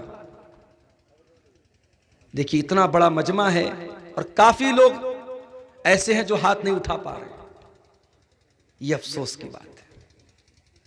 आप अपने दुनिया के कामों में बहुत माहिर हैं, अपनी राजनीति के मामले में बहुत माहिर हैं, अपनी खेती बाड़ी के बारे में बहुत जानकार हैं, लेकिन आपको जनाजे की नमाज की दुआ तक नहीं आती। ये अफसोस की बात नहीं है। जनाजे की नमाज में अल्लाहु अकबर का इमाम साहब ने पहली तकबीर के बाद सूरह फातिहा पढ़ेगा, बिस्मिल्लाहिर्रहमानिर्रहीम अल्हम्दुलिल्लाहि रब्बिल आलमीन अर्रहमानिर्रहीम मालिकि यौमिद्दीन इय्याका नअबुदु व इय्याका नस्तईन इहदिनस सिरातल मुस्तकीम सिरातल लज़ीना अनअमता अलैहिम गैरिल मग़दूबि अलैहिम वलद्दाल्लीन आमीन। सूरह फातिहा पढ़ेगा, उसके बाद कोई सूरत मिला लेगा, बिस्मिल्लाहिर्रहमानिर्रहीम कुल हुवल्लाहु अहद अल्लाहुस समद लम यलिद वलम यूलद वलम यकुल लहू कुफुवन अहद। उसके बाद इमाम कहेगा अल्लाहु अकबर। इसमें रफ़ा-ए-दैन कर भी सकते, नहीं भी कर सकते, दोनों तरीका जायज़ है। अगर आप चारों मरतबा रफ़ा-ए-दैन करें तो भी चलेगा, और सिर्फ एक मरतबा रफ़ा-ए-दैन करके हाथ बांधे रहे तो भी चलेगा। एक बार अल्लाहु अकबर का सूरह फातिहा पढ़ा, कोई सूरत पढ़ी, अब दूसरी मरतबा इमाम ने अल्लाहु अकबर का, आप क्या पढ़ेंगे? आप अल्लाहुम्मा सल्लि अला मुहम्मद व अला आलि मुहम्मद कमा सल्लैता अला इब्राहीम व अला आलि इब्राहीम इन्नका हमीदुम मजीद। अल्लाहुम्मा बारिक अला मुहम्मद व अला आलि मुहम्मद कमा बारकता अला इब्राहीम व अला आलि इब्राहीम इन्नका हमीदुम मजीद। दुरूद शरीफ पढ़ा, फिर इमाम ने कहा अल्लाहु अकबर। अब ये तीसरी तकबीर है। अब इसमें आप जनाजे की दुआ पढ़ें। जनाजे की कई दुआएं हैं, छोटी छोटी दुआ भी है, थोड़ी लंबी दुआ भी है। एक दुआ जो बहुत मशहूर है, शायद जिनको याद है ये वाली दुआ याद होगी, अल्लाहुम्मा अग़फ़िर li हय्यिना व मय्यितिना व शाहिदिना व गायबिना व सगीरिना व कबीरिना व ज़करिना व उन्साना अल्लाहुम्मा मन अहयैतहु मिन्ना फ़अहयिही अलल इस्लाम व मन तवफ़्फ़ैतहु मिन्ना फ़तवफ़्फ़हु अलल ईमान अल्लाहुम्मा ला तहरिमना अजरह व ला तफ़्तिन्ना बादा। ये दुआ है, इतनी तो कम से कम आपको याद होनी चाहिए। इस दुआ का मतलब क्या है? अल्लाहुम्मा अग़फ़िर li हय्यिना, ऐ अल्लाह हमारे जिंदों को बख्श दे, व मय्यितना हमारे मुर्दों को बख्श दे। अल्लाहुम्मा अग़फ़िर li हय्यिना व मय्यितिना व शाहिदिना व गायबिना, जो मौजूद है उनको भी बख्श दे, जो मौजूद नहीं है उनको भी बख्श दे। ऐ अल्लाह हमारे मर्दों को भी बख्श दे, हमारी औरतों को भी बख्श दे, हमारे बच्चों को भी बख्श दे, हमारे जिंदों को भी बख्श दे, हमारे मुर्दों को भी बख्श दे। सारे लोगों की बख्शिश की दुआ करते हैं आप जनाज़े की नमाज़। उसके बाद आप क्या कहते हैं? अल्लाहुम्मा मन अहयैतहु मिन्ना फ़अहयिही अलल इस्लाम, ऐ अल्लाह तू जिसे जिंदा रखे उसे इस्लाम पर जिंदा रखे। वो मन तवफ़्फ़ैतहु मिन्ना, और जिसे तू मौत दे दे फ़तवफ़्फ़हु अलल ईमान, ऐ अल्लाह तू उसे ईमान पर मौत दे। अल्लाहुम्मा ला तफ्ती ला तहरिमना अजरा, आय अल्लाह इस मरने वाले के अजर सवाब से हमको महरूम मत कर, मरने वाले के सवाब से हमको महरूम मत कर। वला तफ्तिन्ना बादा, और इसके बाद और एक हदीस में ये भी अल्फाज आए, वला तुजिल्लना बादा, इसके बाद तू हमें गुमराही में मत डाल, हमें फितने में मत डाल। एक छोटी सी दुआ भी जनाजे में आप पढ़ सकते हैं, अल्लाहुम्मा ग़फ़िर लहू वरहमहू वआफ़िही वाफ़ अन्हु वअकरिम नुज़ुलहू ववस्सि मुदख़लहू। आय अल्लाह इस मरने वाले को बख्श दे, इसके ऊपर रहम फरमा, इसको दरगुजर कर दे, इसको आफियत में रख, इसको इसकी अच्छी मेहमान नवाजी फरमा और इसके गुनाहों को धो दे। ये दुआ भी आप पढ़ सकते हैं। तो जनाजे की तीसरी तकबीर के बाद आपको ये दुआ पढ़नी, उसके बाद चौथी तकबीर होगी, इमाम अस्सलामु अलैकुम वरहमतुल्लाह, अस्सलामु अलैकुम वरहमतुल्लाह, दोनों तरफ सलाम फेरेगा, आप सलाम फेर देंगे। ये जनाजे की नमाज का तरीका है। उसके बाद और आगे बढ़िए, अब आप जनाजा पढ़ चुके, अब मुर्दे को कब्रिस्तान लेके जा रहे हैं। दुनिया में इंसान कितना ताकतवर था, दुनिया में उसकी फॉर्च्यूनर गाड़ी जब गुजरती थी रोड पर तो लोग ताकने लगते, नेताजी की गाड़ी आ गई, विधायक जी की गाड़ी आ गई, मंत्री जी की गाड़ी आ गई, फलाने साहब की गाड़ी आ गई। और आज जनाजे पे लेटा हुआ है वो इंसान, और उसकी जनाजे की चारपाई को लोग पकड़े हुए हैं और उसको लेके कब्रिस्तान जा रहे हैं। कब्र तैयार है, और कब्र भी आप जानते हैं दो तरह की होती है। एक होती है संदूकी कब्र जिसमें बीच में मुर्दे को रखा जाता है, और एक होती है बगली कब्र। और अल्लाह के नबी की जो कब्र है वो बगली ही कब्र थी, जिसमें साइड में मुर्दे को रखा जाता है। तो कब्र में मुर्दे को उतारा जाता है। अब जब कब्र में उतारा गया, उसके बाद मिट्टी डाली जाती है। मिट्टी डालने के टाइम बहुत से लोग दुआ पढ़ते, मिनहा खलकनाकुम व मिनहा नुखरिजुकुम व फीहा नुईदुकुम तारतन उखरा। ये दुआ पढ़ते, ये साबित नहीं है, बस बिस्मिल्लाह पढ़ के आप मिट्टी डाल दीजिए। मिट्टी डाल दिया, हाथ झाड़ के चले आए। जिंदगी भर इस बात की फिक्र करते रहे, लोग क्या कहेंगे।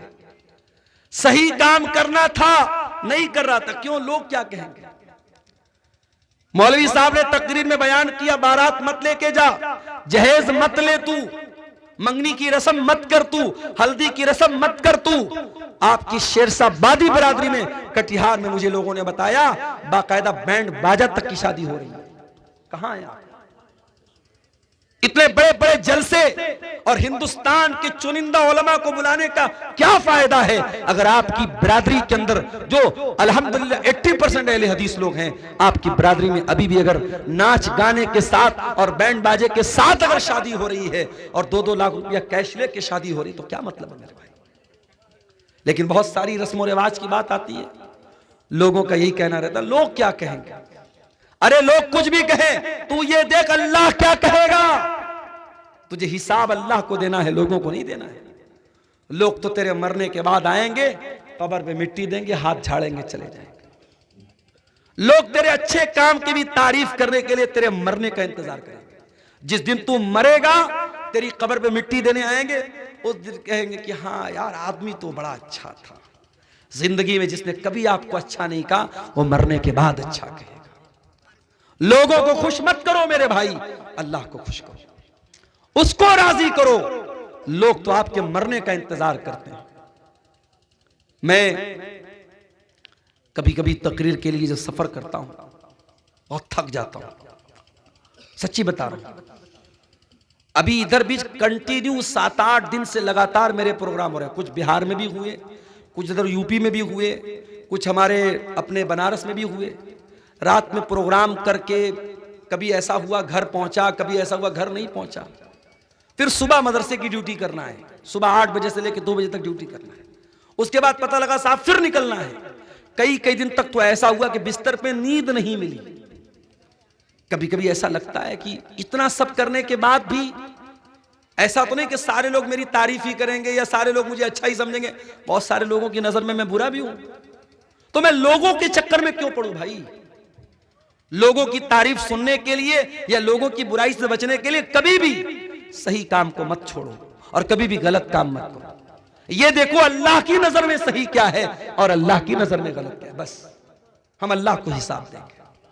कब्र में मिट्टी देके लोग चले गए, यहां तो इतनी बड़ी बड़ी लाइटें जल रही हैं, 4 व्हीलर से मैं आ रहा था, ड्राइवर साहब ने कहा मौलाना साहब प्रोग्राम कहाँ है, नजर नहीं आ रहा है। मैंने कहा लाइट नजर आएगी समझ जाना। दूर से ट्यूब लाइट नजर आने लगी। अब्दुल अजीज भाई को मैंने फोन किया कि हाँ आपके प्रोग्राम के लोकेशन पर पहुंच गया। प्रोग्राम है, आपने दूर तक लाइटों को लगाया है। कभी कब्र में आपने कोई लाइट देखी है? कभी ऐसा हुआ कि आपने मुर्दे को दफनाया हो और साथ में एक लालटेन रख दिया हो, एक मोबाइल का टॉर्च जला दिया हो? नहीं, वहां कोई रोशनी नहीं छोड़ के जाता। दुनिया में गर्मी का मौसम होता है, हम कूलर, पंखा, एसी जैसी ताकतें लगाते हैं। कब्र में कोई एसी लगाता है क्या? कोई पंखा लगाता है क्या? कब्र में हम होंगे और हमारे आमाल होंगे मेरे भाई। और कब्र के अंधेरे में अगर हमारे आमाल खराब होंगे, हमारे काम गंदे होंगे, हमने अल्लाह को नाराज किया होगा, माफ करना, उस अंधेरे से हम नहीं बच सकते। कब्र में जो जहरीले जानवर होंगे, जो जहन्नम की खिड़की खुलेगी, जो जहन्नम का बिस्तर बिछाया जाएगा, जो जहन्नम की गर्म हवाएं मिलेगी, उनसे अगर हमें बचना है और जन्नत की ठंडी हवाओं को पाना है तो हमें दुनिया वालों को खुश नहीं करना, अल्लाह को खुश करना है मेरे भाई, अल्लाह को खुश करना है। अबू दाऊद के अल्फाज हैं, एक अंसारी साहबी का जनाजा था, जनाजे को कब्र में उतारा जा रहा था। अल्लाह के प्यारे नबी वहीं जनाजे के पास बैठे हुए थे। आपके सहाबा भी आपके आसपास बैठे हुए थे। आपने कब्र को देखा, आपने जनाजे को देखा, आपने मंजर को याद किया जो कब्र में होने वाला है। जब कब्र में होने वाले मंजर को आपने याद किया, हदीस के अल्फाज हैं, फबकन नबी, अल्लाह के नबी रोने लगे।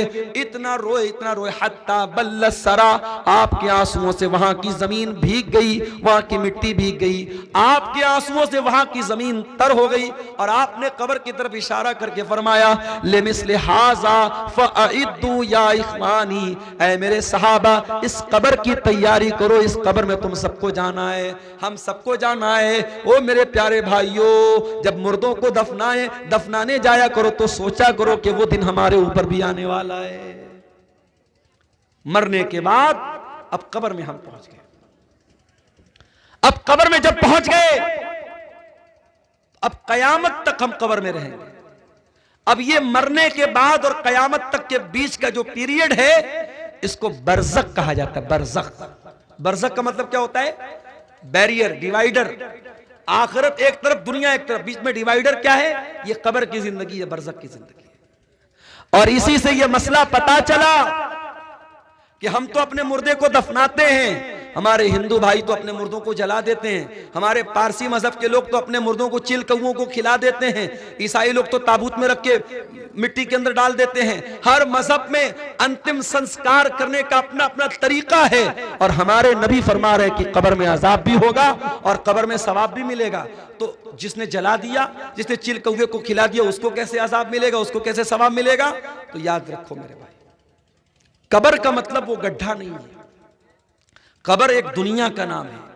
कब्र एक अलग वर्ल्ड है, एक अलग दुनिया है, और उस दुनिया को हम बरज़ख कहते हैं। और यह भी याद रखो कि मरने के बाद अब दोबारा दुनिया में कोई वापस नहीं आ सकता। ये जो बॉलीवुड की फिल्मों में दिखाया जाता है, सीरियल्स में दिखाया जाता है, एक इंसान खुदकुशी कर लेता है, आत्महत्या कर लेता है, उसकी आत्मा भटकती रहती है। कोई आत्मा वात्मा नहीं भटकती। मरने के बाद किसी की आत्मा, किसी की रूह दुनिया में कभी नहीं आ सकती। यह बात याद रखो। कुरान कहता है, हत्ता इज़ा जाअ अहदहुमुल मौत क़ाल रब्बिरजिऊन, जब इंसान को मौत आ जाती है, अल्लाह से कहता है, अय अल्लाह एक चांस और दे दे, एक मौका और दे दे, रब्बिरजिऊन, एक बार दुनिया में दोबारा आने का मौका दे दे, लअल्ली अअमलु सालिहन फीमा तरक्तु, अय अल्लाह मैं वादा करता हूं, मैं प्रॉमिस करता हूं, मैं दुनिया में एक चांस तू और दे दे, मैं कोई गुनाह का काम नहीं करूंगा, कोई तुझे नाराज करने वाला काम नहीं करूंगा, अय अल्लाह मैं नेक अमल करूंगा, मैं अच्छा अमल करूंगा। अल्लाह फरमाएगा, कल्ला इन्नहा कलिमतुन हुवा क़ाइलुहा व मिन वराइहिम बरज़खुन इला यौम युबअतून। ऐ मेरे बंदे, तेरी ये विश पूरी होने वाली नहीं है, तेरी ये आरजू पूरी होने वाली नहीं है। अब तू कयामत तक बरज़ख में रहेगा, तू कब्र की जिंदगी गुजारेगा, बरज़ख की जिंदगी गुजारेगा। तो मेरे अजीजों, जिस तरीके से दुनिया की जिंदगी के लिए मेहनत करते हो, वैसे बरज़ख की जिंदगी और कब्र की जिंदगी के लिए भी मेहनत करो। अब आइए तकरीर के आखिर में जो कुरान की आयत मैंने शुरू में पढ़ी थी, शुरू में मैंने आयत पढ़ी थी, अल्लाह ने सूरह नहल में फरमाया कुरान के 14वें पारे में, मन आमिला सालिहम मिन ज़करिन औ उनसा, जो भी नेक अमल करेगा चाहे वो मर्द हो या औरत हो, अगर वो ईमान वाला होगा। अभी बनारस में एक प्रोग्राम था, उसमें मेरी तकरीर भी थी और मौलाना मेराज रब्बानी साहब की तकरीर थी। अब मेराज रब्बानी साहब को तो आप जानते ही हैं, किसी ज़माने में ख़ास तौर से बिदअती लोगों के ख़िलाफ़ उनकी बड़ी तगड़ी तगड़ी तकरीरें मौजूद हैं।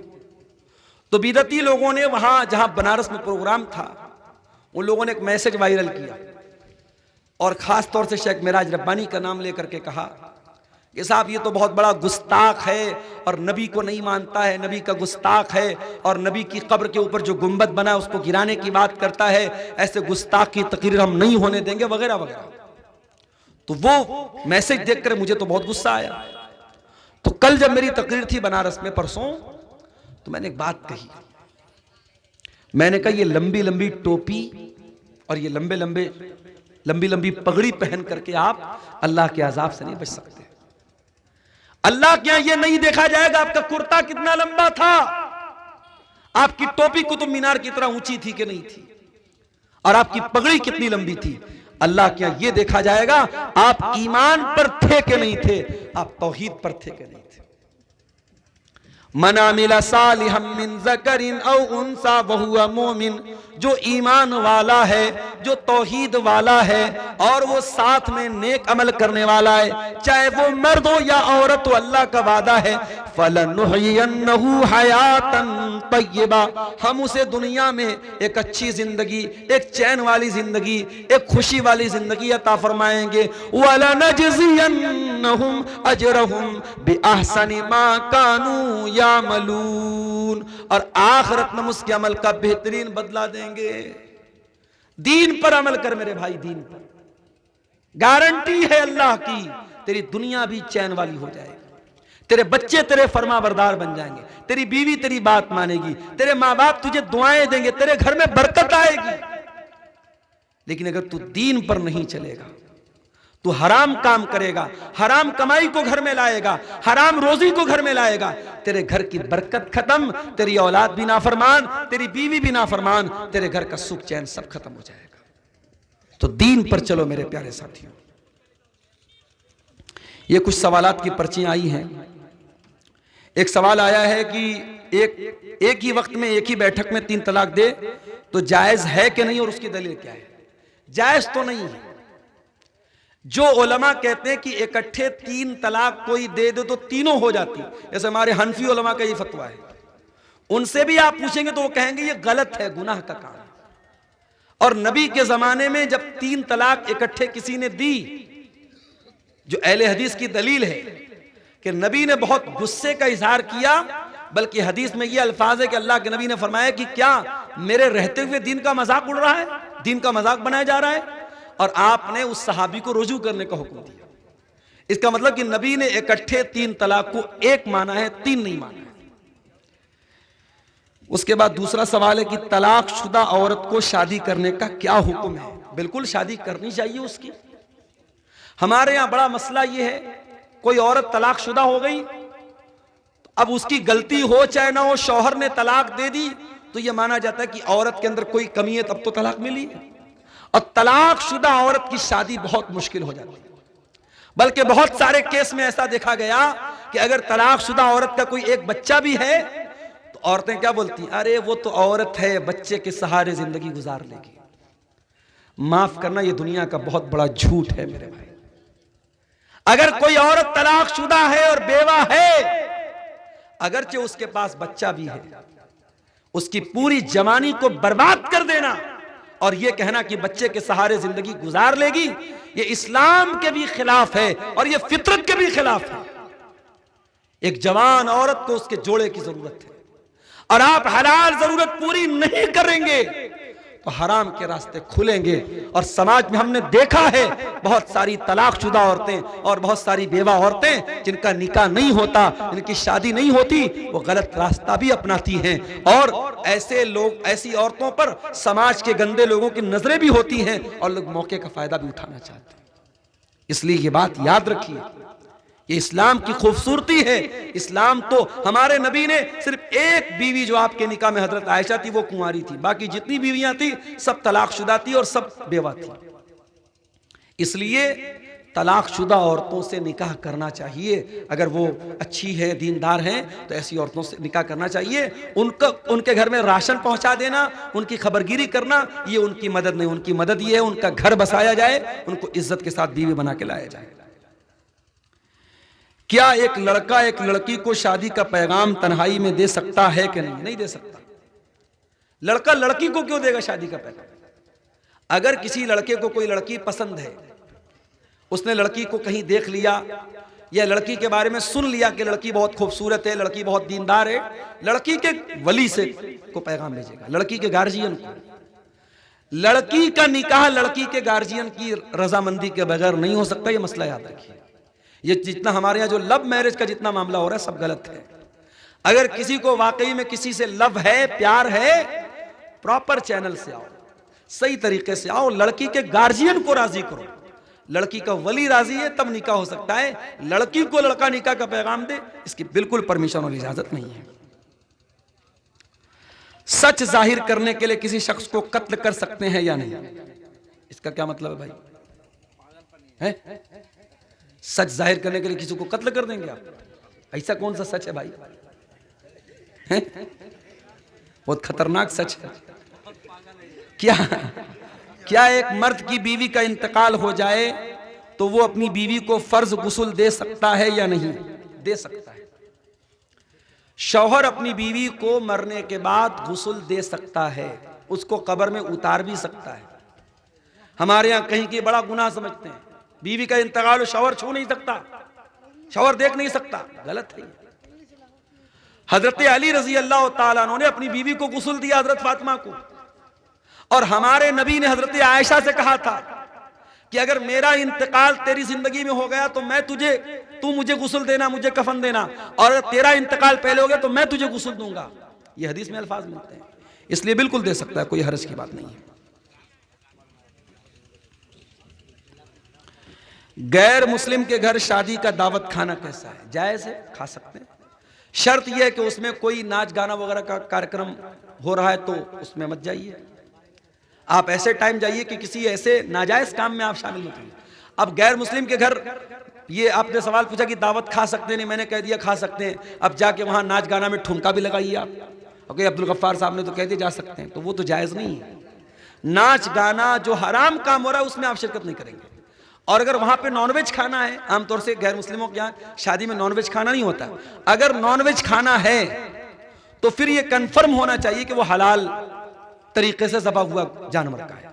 अभी मैं आ रहा था, गालिबन अररिया के करीब या और पहले कहीं मैंने देखा कि एक मीट की दुकान है, उस पर लिखा था झटका मीट हाउस। अब बहुत सारे गैर मुस्लिमों के यहाँ झटका वाला जानवर, झटका मतलब समझते हैं ना, वो इस्लाम के तरीके का उलट एक तरीका है कि जानवर को झटके से मारते हैं। हम लोग जानवर को यहां छुरी चला के ज़बा करते हैं, वो यहां पे मारते हैं ऊपर। तो झटके वाले जानवर का गोश्त हलाल नहीं है।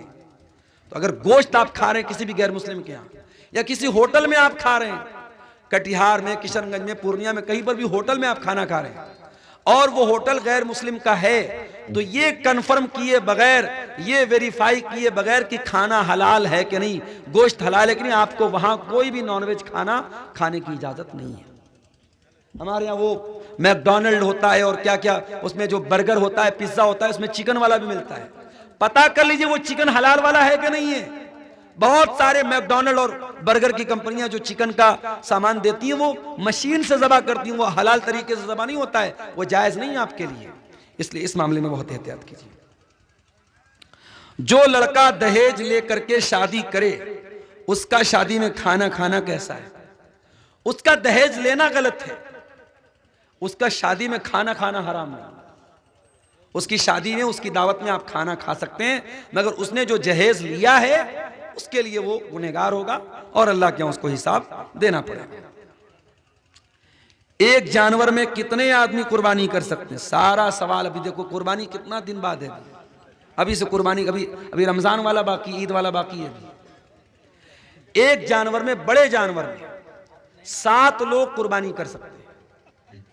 एक बड़े जानवर में 7 लोग, मैक्सिमम 7 लोग, 7 से कम लोग भी कर सकते हैं। 5 लोग मिलकर एक बड़े जानवर में करने चलेगा, मैक्सिमम 7 लोग कर सकते हैं। लेकिन छोटे जानवर में कोई शिरकत नहीं कर सकता। छोटे जानवर में एक आदमी और उसकी फैमिली की तरफ से ही छोटा जानवर कर सकते हैं। मजार पर सजदा करने वालों के पीछे नमाज पढ़ी जा सकती है या नहीं? अगर यह मालूम है कि इमाम मजार पे सजदा करने वाला है, तब तो आप नमाज नहीं पढ़ेंगे, क्योंकि वो मुशरिक है वो। और अगर आप मार्केट में गए, किशनगंज गए, फॉरबिसगंज गए, अररिया गए, नमाज का टाइम है, सामने मस्जिद मिली, अब आपको मालूम नहीं कि इमाम मजार पे सजदा करता है कि नहीं करता है, आप नमाज पढ़ लीजिए, नमाज पढ़ लीजिए। आप जिस इमाम के बारे में कन्फर्म मालूम है कि वो मजार पे सजदा करता है, उसके पीछे आप नमाज नहीं पढ़ेंगे। किसी औरत का शौहर इंतकाल कर जाए और उसके 1-2 बच्चे भी हों, तो बच्चे किसके हवाले किए जाएं? यानी बच्चे की परवरिश कौन करेगा? और अगर वो औरत फिर से शादी कर ले इद्दत के बाद, तब क्या मसला है? देखिए, ये बड़ा अहम सवाल पूछा। अगर शौहर का इंतकाल हो गया तो बच्चे की जो परवरिश है वो औरत करेगी, ठीक है, मां करेगी। और अगर वो औरत किसी और से निकाह करती है तो भी, चूंकि बाप का तो इंतकाल, अगर बाप जिंदा होता, तलाक हुई होती, तो औरत अगर दूसरा निकाह करेगी तो अब बच्चे की परवरिश फिर बाप के जिम्मे हो जाएगी। लेकिन अगर बाप का इंतकाल हो चुका है यहां पे, तो उसकी परवरिश मां ही करेगी। अगर औरत कहीं और निकाह कर रही है तो अब उसको इख्तियार और ऑप्शन है। अगर वो चाहे, उसके मायके में उसकी माँ है, उसके बाप है, अगर वो बच्चे की परवरिश कर सकते हैं, उनको सौंप करके वो निकाह करे। और अगर उसको लगता है कि उसके मायके में कोई करने वाला नहीं, तो वो कंडीशन लगा दे ना, जिससे दूसरी शादी करे, वो कंडीशन लगा दे कि आपको मैं अपने बच्चे को भी साथ में रखूंगी, उसकी भी परवरिश करूंगी। बच्चे को यूं ही छोड़ा तो नहीं जा सकता। अल्लाह के नबी सल्लल्लाहु अलैहि वसल्लम ने हजरत उम्मे सलमा को निकाह का पैगाम भेजा, तो हजरत उम्मे सलमा ने कहा कि मेरी एक बच्ची भी है, मेरी बच्ची का क्या होगा? तो अल्लाह के नबी ने कहा तुम्हारी बच्ची को मैं अपनी बच्ची बना के पालूंगा, उसकी परवरिश मैं करूंगा। तब उन्होंने अल्लाह के रसूल सल्लल्लाहु अलैहि वसल्लम निकाह किया। तो इस तरीके से अगर शौहर के इंतकाल के बाद औरत कहीं और निकाह करती है और बच्ची बहुत छोटी है, बच्चा बहुत छोटा है, तो वो जहां शादी करे वहां कंडीशन लगा दे कि मैं अपने बच्चे को लेकर के आऊंगी। और अगर बच्चा बड़ा हो गया है और नाना नानी के साथ रह सकता है, तो बगैर बच्चे के भी दूसरे के साथ शादी कर सकती है, कोई हरज की बात नहीं है। शायद सवाल करने वाला ये पूछना चाह रहा है कि शौहर के इंतकाल के बाद क्या दादीहाल के लोग, यानी लड़के के घर वाले बच्चे को ले लेंगे, उनकी कस्टडी में जाएगी? तो ऐसा नहीं है। अगर बीवी शादी नहीं करती है, जब तक शादी नहीं करती है, या जब तक बच्चा या बच्ची नाबालिग है, तब तक मां ही उसकी परवरिश की ज्यादा हकदार है। हाँ, अगर वो दूसरी जगह शादी कर लेती है, तब दादियाल वाले बच्चे को ले सकते हैं। बाकी इस मसले की तफसील के लिए आप किसी इदारे से बाकायदा तौर पर फतवा निकलवा लें, तो इसकी ज्यादा वजाहत आपको हो जाएगी। शौहर के मरने के बाद औरत अपने जिस्म से जेवरात निकालती है, क्या ये जरूरी है? देखिए, बीवी शौहर पर जो इद्दत गुजारेगी, तो इद्दत जो होती है ना, उसमें बीवी को यह हुक्म है कि वो ज़ेबो ज़ीनत नहीं करेगी। तो ज़ेबो ज़ीनत में चूंकि जेवरात भी आते हैं, तो जेवरात भी वो उतार देगी। बेहतर यह है कि वो जेवरात उतार दे, क्योंकि जेवर भी औरत की ज़ेबो ज़ीनत में शामिल है। तो चूड़ी वगैरह या जो भी उसके जेवरात वगैरह हैं, वो उसको उतार दे, नॉर्मल कपड़े पहने, नॉर्मल पोजीशन में रहे, तो यही बेहतर है। क्योंकि उसमें औरत को ये हुक्म है कि वो अपने मरे हुए शौहर के एहतराम में वो गम के तौर पर कोई ज़ेबो ज़ीनत नहीं करेगी, कोई अपने आप को सजाने वाला कोई काम नहीं करेगी। शादी में दहेज ले लिए थे, तो अब माफी के लिए क्या करते? यहाँ चंदा जमा कर दो भाई, मदरसे में ले आओ, जो दहेज में लिए थे जमा कर दो, यहाँ पे मदरसे को जरूरत है यहाँ पे। तो बहरहाल मेरे भाइयों, ये चंद बातें आपके सामने थी। अल्लाह से दुआ है अल्लाह ताला हम सबको नेक अमल, अच्छी समझ की तौफीक अता फरमाए।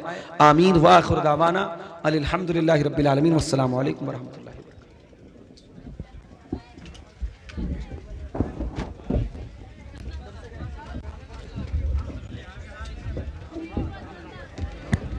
अल्हम्दुलिल्लाह मौलाना अब्दुल गफ़ार साहब जो हमारे बीच कुरान और हदीस से मुदल्लल ईमान वाली बातें हमें नसीहत फरमा रहे थे। अल्हम्दुलिल्लाह उनका बयान ख़त्म हुआ और उनके बयान के ख़त्म होने के साथ साथ आज के जलसे का इख्तिताम का ऐलान किया जाता है। इंशाअल्लाह फजर के नमाज के बाद फिर दोबारा अजसर 9